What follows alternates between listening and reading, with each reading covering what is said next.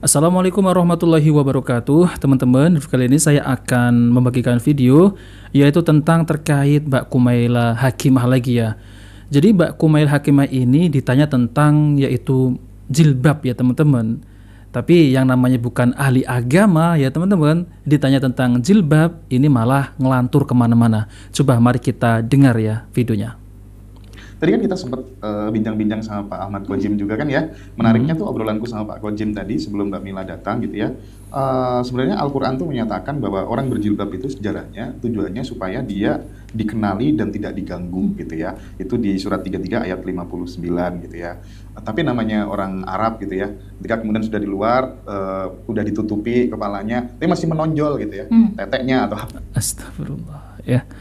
Jadi menonjol apanya itunya katanya. Dan orang masih celingak-celinguk, makanya disuruh nutupi secara keseluruhan gitu ya. Dasarnya di Al-Quran kan jelas sebenarnya. Banyak teman-teman yang kurang bisa menafsirkan secara presisi. Gimana tentang hal ini, Mbak Mila? Sebenarnya memang masalah dari penafsiran Quran itu pasti selalu yang paling sulit adalah melihat konteksnya ya. Karena kan kita di sini nerima Quran, kita nerima dalam bentuk teks gitu, di zaman sekarang. Kita bukan orang yang hidup di abad ke-7 di tanah Arab sana. Gitu. Nah, kalau kita mau melihat konteks, ya memang pada saat itu, pada saat zaman Nabi itu memang kerudung itu udah jadi bagian dari kebiasaan berpakaian dan mulai sangat dianjurkan tuh justru memang pertama buat status sosial.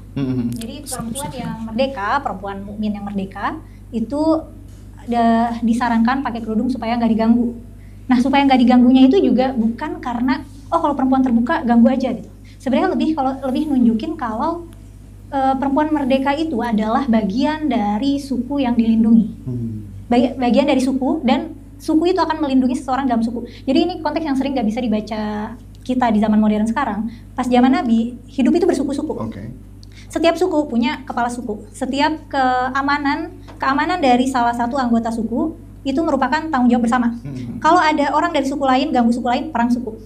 Makanya kita sering dengar kok di dalam kisah Nabi perang banyak banget, perang suku banyak banget. Mungkin selama Nabi hidup perang tuh ada 20-an, dan itu emang terjadi gitu. Perang suku tuh emang sesensitif itu. Nah, jangan sampai nih kalau kita ngeganggu cewek terhormat itu dalam arti di sini merdeka ya, nggak bisa dijual belikan. Karena pada saat zaman Nabi itu budak itu ada, dan budak perempuan itu boleh diganggu dalam arti kalau kita gangguin perempuan budak gak bakal ada yang nyerang kita balik, karena dia aja nggak memiliki dirinya sendiri gitu.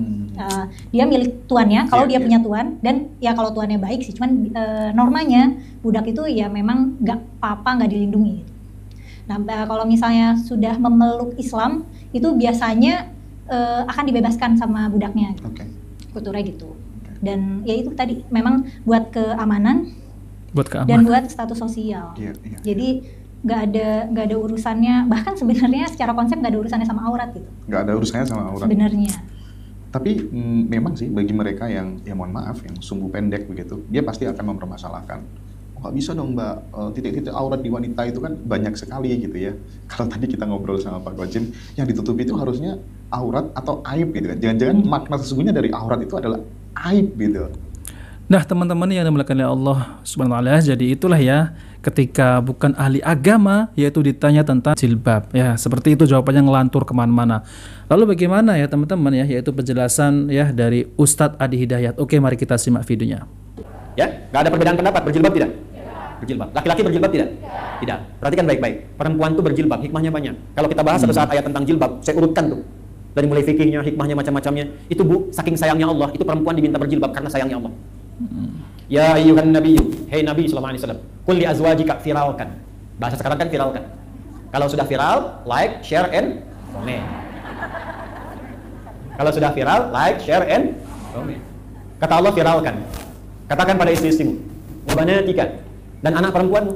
Perhatikan wanisa ilmu mukminin, dan semua perempuan yang beriman. Saya tanya, ibu perempuan tidak? Perempuan bukan? Beriman tidak? Berarti ayat ini untuk saya atau untuk ibu? Ayat ini untuk perempuan atau laki-laki? Yudnina min jalabibihinna asa an yu'rafna fala yu'tain. Kata Allah, kenakan jilbab. Kenapa harus berjilbab? Satu, asa an yu'rafna, supaya diketahui mereka perempuan beriman. Kalau sudah tahu, fala yu'dzain, maka melekat hukum pada laki-laki untuk menghormati dan membantu serta melindunginya. Jadi dulu Bu, kisahnya begini. Waktu ada perempuan di Madinah yang muslimah, sebelum ayat tentang jilbab turun, itu malam-malam mau buang hajat, kan dulu tuh nggak ada seperti kita toilet umum seperti sekarang. Jadi kalau mau buang hajat tuh ke kebun kurma kemana, malam-malam ketika akan keluar diganggu oleh laki-laki Yahudi, preman-preman Madinah. Dilaporkan kepada Nabi. Begitu esoknya dilaporkan, turunlah ayat ini. Disuruh pakai jilbab. Begitu pakai jilbab, sudah viral di kalangan para pemuda muslim. Itu muslimah tuh, itu mukminah tuh. Maka perintahnya satu kata Al-Quran. Setiap Anda melihat perempuan berjilbab, bantu, tolong, lindungi dia. Kaidah fikihnya begitu, hukumnya begitu. Jadi sebetulnya saya kalau melihat ibu berjilbab kesulitan, saya wajib bantu ibu.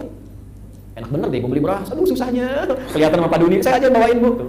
Ini jilbab itu bukan sekedar dikenakan untuk menunjuk identitas sebagai insan beriman muslimah, bukan hanya itu. Itu wujud sayangnya Allah kepada perempuan. Kalau mau digali dari segi kesehatan, dari segi macam-macam banyak, tapi kesimpulannya satu, Allah sayang pada perempuan. Kalau fikihnya dipraktekkan itu luar biasa.